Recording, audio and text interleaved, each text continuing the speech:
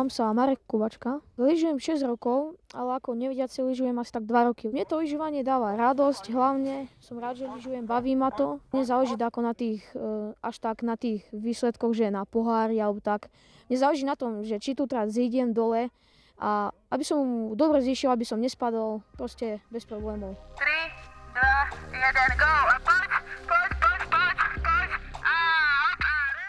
Marek prišiel o zrak nešťastnou náhodou pri hre, keď mu v ohni vybuchol sprej. Tým, že Marek oslepol, ocitol sa v internátnej škole pre nevidiacich v Levoči.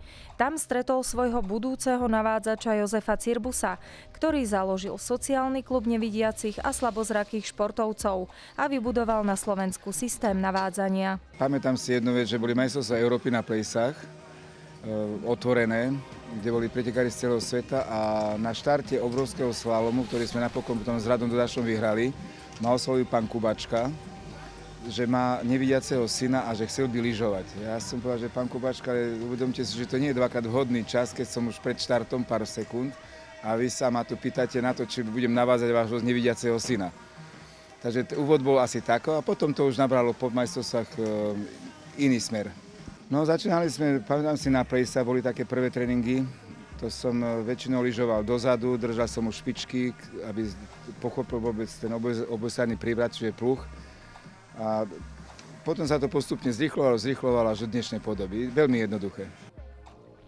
Počas 9 rokov sa medzi nimi vytvorilo silné puto. Tak to je druhý syn, to sa nedá ako ináč nazvať, proste stále s ním v duchu, nie je deň, aby som si na Mareka nespomenul. U športovo talentovaného Mareka sa dostavili prvé úspechy, no zmena prišla na poste navádzača. Jozefa vystriedala mladá, len 17-ročná študentka gymnázia Natália Karpišová. Ja som lyžovala sama za seba kedysi, pretekala som. No a už to pre mňa nemalo taký veľký význam a videli sme vlastne týchto zrakačov tu v Levoči trénovať, no a sme sa takto vlastne skontaktovali a začala som navádzať. Videl som Natálii, že ona má nejaký záujem o tento post navádzať Mareka, ale som videl, že má lyžovanie rada a že vzťah k tomu lyžovaniu je iný. Nahradiť niekoho po toľkých rokoch a vybudovať si vzájomný rešpekt a dôveru je zložitý proces. Vášeň k lyžovaniu im túto cestu značne uľahčila. Dôvera je vec, ktorá sa získava postupne, takže to je taký dom, ktorý sa postupne buduje a doladzuje a stále na tom pracujeme, ale si myslím, že už je to podstatne lepšie ako prvý rok. Kto koho viac počúva? Ty ju alebo ona teba? No, asi ja by som viac mal, keďže idem za tým hlasom dole kopcom, ale niekedy mám taký dojem, že ja menej počúvam. Jasné, že sú lepšie a sú dní, kedy človek trošku musí viac zaťať zuby, ale ja sa skôr čudujem, že to Natália ešte so mnou baví stále. Takže musíme nejako fungovať spolu, aj na kopci, aj mimo kopca. A ja si myslím, že sme sa celkom povahovo našli, takže nemáme problém si nejaké veci vydiskutovať, vykomunikovať. Nie sme tie konfliktné povahy, ani sa nebijeme, takže... Spolunažívanie športovej dvojice neraz prináša na svahy aj úsmevné príhody.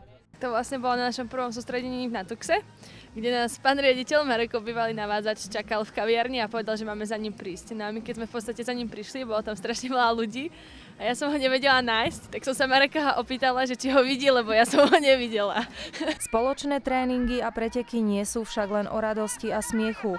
Občas ich poznačia slzy a bolesť. Hneď na prvých pretekoch našich, na prvej sezóne v podstate, ako som sa za Marekom obzerala, tak mi zabrzdili lyže a Marek do mňa narazil. Vtedy som si zlomila nos, prsty na rukách, takže to bola naša taká prvá nepríjemná skúsenosť. Akurát stáva sa, že niekedy má človek zlé dni a dneska mám práve taký deň, kedy mi moc na tých lyžiach tie jazdy nejdu.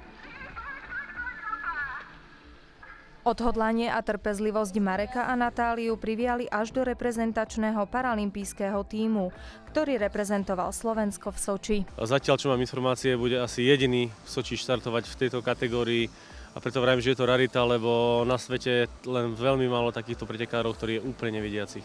Je fajn, že mám viac štartov, budem štartovať vo viacerých disciplínach, super kombinácia, obrovský slalom, a super G zjazd, čiže tých šancí je viac. Pred 4 rokmi som mal iba jeden štart, čiže bolo to psychicky náročnejšie. Teraz je tých šancí viac, takže dúfam, že aspoň teda v tom obrovskom slalome, ktorá je moja najobľúbenejšia disciplína, sa podarí nejaké to miesto. A toto, čo Marek dokáže, to je fakt, že ten receptor je v nohe, nie je v očiach. A teraz pokiaľ to všetko prejde hore-dole a reaguje na niektoré veci, ktoré sa nadiktovať nedajú, toto ja u Mareka obdivujem. To je neskutočná odvaha. Tak sa pustí do tmy.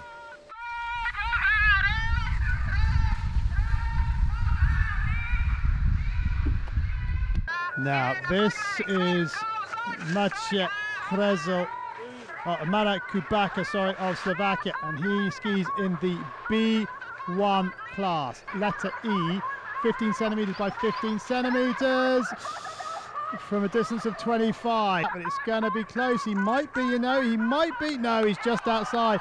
0.34 goes second, 2:42.18.